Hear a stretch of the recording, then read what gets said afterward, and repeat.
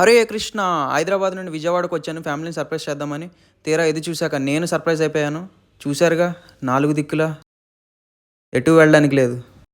నీళ్ళైతే మోకాళ్ళ కిందకే ఉన్నాయి. ఇలా నడుచుకుంటూ అదిగోండి ఆ చివరి వరకు వెళ్ళాలి. అలా చివరికి వచ్చాక నీళ్లు మోకాళ్ళ వరకు వచ్చాయి. ఇది విజయవాడలోని భవానీపురం సెంటర్ అండి. చూశారుగా మొత్తం ఎలా మునిగిపోయిందో. ఎటు చూసినా నీళ్ళే. అదిగోండి అక్కడ ఒక దర్గా కనబడుతుంది కదా, ఇప్పుడు మనం అక్కడ వరకు వెళ్ళాలి. నవ్వాలో ఏడవాలో తెలియని సిచ్యువేషన్లో ఉన్నాను. ఇద్దరిని చూశాక అర్థమైంది ఈ ఐడియా ఏదో బాగుందని బయలుదేరా. వీళ్ళు రావడమే అనవసరం అనుకుంటే పిల్లల్ని తీసుకొస్తారు. అదిగోండి పెద్దవాళ్ళని ఆడవాళ్ళని ఇలా ట్రాక్టర్లో ఎక్కించుకొని తీసుకొస్తున్నారు. ఇది భవానీపురం స్వాతి థియేటర్ అండి. అదిగోండి సరిపోదా శనివారం ఆడుతున్నట్టుంది. ఫైనల్లీ నేనైతే దర్గా దగ్గరికి రీచ్ అయిపోయాను. చూశారుగా, అదంతా దాటుకొని వచ్చేసరికి తల ప్రాణం తోక్కొచ్చింది. ఇక్కడ పాల ప్యాకెట్లు పంచుతున్నట్టున్నారు. చూశారుగా క్యూ ఎంత ఉందో.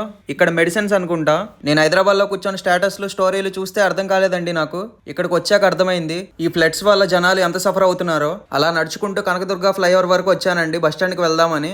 అదిగోండి మా విజయవాడ కనకదుర్గమ్మ గుడి. అదిగోండి ప్రకాశం బ్యారేజ్. నీళ్లు చూసారా ఎంత పైకి వచ్చాయో. వామ్మో, ఇదేనండి కృష్ణానది. బ్యారేజ్ దగ్గర గేట్లన్నీ ఓపెన్ చేశారు. ఫ్లడ్స్ వచ్చాయి కదా, మేము ఎప్పుడు ఒకటే నమ్ముతామండి, ఆ పైన కనకదుర్గమ్మ తల్లే మమ్మల్ని మా విజయవాడని కాపాడుతుందని. చూసారుగా ఎంతమంది జనాలు వచ్చారో, ఏదో ఎగ్జిబిషన్కి వచ్చినట్టు. నాకు తెలిసి ఇంతలా ఎప్పుడు రాలేదండి విజయవాడలో ఫ్లడ్స్. చాలా బాధగా ఉంది. విజయవాడ బస్ స్టాండ్కి వచ్చాను హైదరాబాద్ బస్ ఎక్కుదామని.